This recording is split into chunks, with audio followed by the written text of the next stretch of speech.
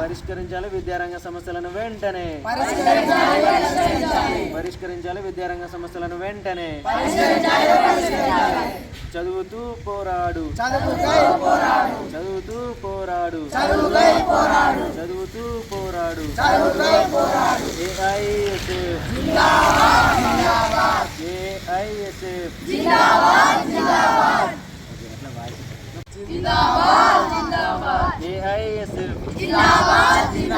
పరిష్కరించాలి విద్యారంగ సమస్యలను వెంటనే పరిష్కరించాలి విద్యారంగ సమస్యలను వెంటనే చదువుతూ పోరాడు చదువుతూ పోరాడు చదువుతూ పోరాడు ఏఐఎస్ఎఫ్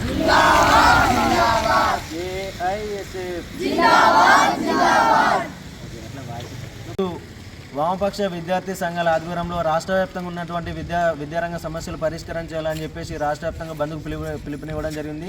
దీనిలో భాగంగా ముఖ్య ఉద్దేశం ఏంటంటే ఏదైతే కాంగ్రెస్ ప్రభుత్వం ఏర్పడి ఇప్పటికీ సంవత్సరం గడుస్తున్నప్పటికీ కూడా ఇప్పటికి కూడా ఒక విద్యాశాఖ మంత్రిని కేటాయించకపోవడం సిగ్గు చేయడం అని చెప్పేసి ఈ సందర్భంగా తెలియజేసుకున్నాం.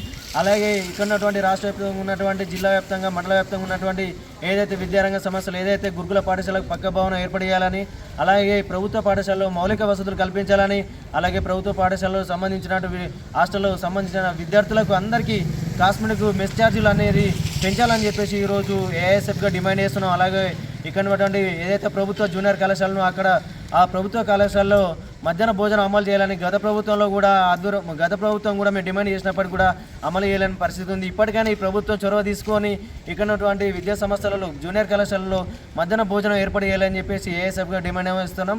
అలాగే ఏదైతే ప్రైవేటు పాఠశాలలు ఇప్పుడున్నటువంటి పరిస్థితులలో ప్రైవేట్ కార్పొరేట్ యాజమాన్య పాఠశాలలు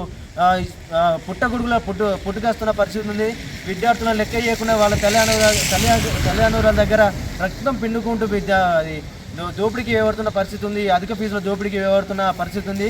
కావున ఇప్పటికైనా ఏదైతే కాంగ్రెస్ ప్రభుత్వం ఇప్పటికైనా చొరవ తీసుకొని విద్యారంగ సమస్యలు పరిష్కరించిన దిశగా ఏదైతే విద్యాశాఖ మంత్రిని కేటాయించాలి. అలాగే ఏదైతే విద్యార్థుల సమస్యలు ఏదైతే విద్యార్థుల విద్యను బలోపేతం చేస్తామని చెప్పేసి ఏదైతే కాంగ్రెస్ ప్రభుత్వం ప్రజాపాలనలో భాగంగా ఎన్నికల సందర్భంలో చెప్పిన విధంగా ఇప్పటికీ కనీసం చేయలేని పరిస్థితి ఉంది. ఇప్పటికైనా చొరవ తీసుకొని ఇక్కడ ఉన్నటువంటి ఏదైతే విద్యారంగ సమస్యలను అవి పరిష్కరించాలని చెప్పేసి ఈ రోజు ఏఎస్ఎఫ్ జిల్లా మండల కమిటీ పక్షాన డిమాండ్ చేస్తున్న నా పేరు మందా అనిల్ కుమార్, ఏఎస్ఎఫ్ జిల్లా కార్యదర్శి.